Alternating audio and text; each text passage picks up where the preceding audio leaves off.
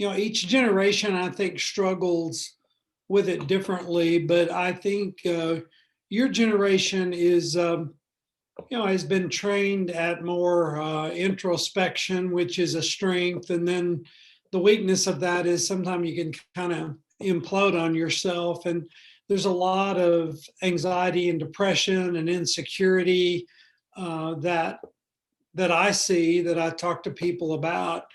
And so I don't think there's ever been a time that really internalizing the gospel was more important. Not that it's not always important, but a lot of the things that people chase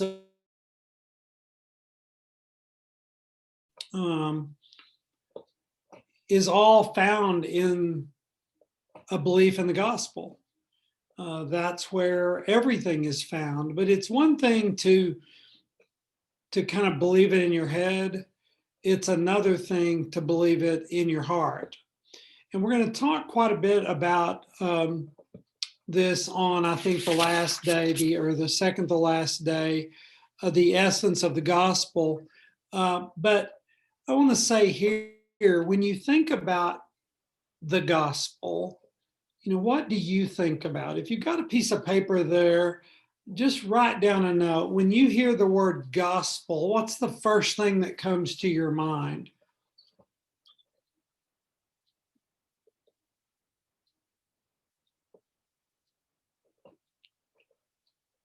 I think you'll find that, for some people, that's really a very religious word. And it kind of has a lot of kind of connotation. For some people, gospel just means the Bible. For some people, it's just, we say good news of Jesus, but what does that even mean? I want us to look at some passages, and the first is in 1 Corinthians 15. So we're going to look at some verses, and we'll look at just a few things Paul says. 1 Corinthians 15. Paul is writing to the Corinthian church here, and this is a chapter where he addresses the resurrection, and he's talking about the Christian hope. And hope in Scripture is not a wish, it's an expectation. Our hope is what we expect to happen because of what we believe. There's lots of things we just expect to happen. I expect to have dinner with my wife this evening. That would be biblically comparable to hope. I enjoy having dinner with my wife, so I can look forward to that.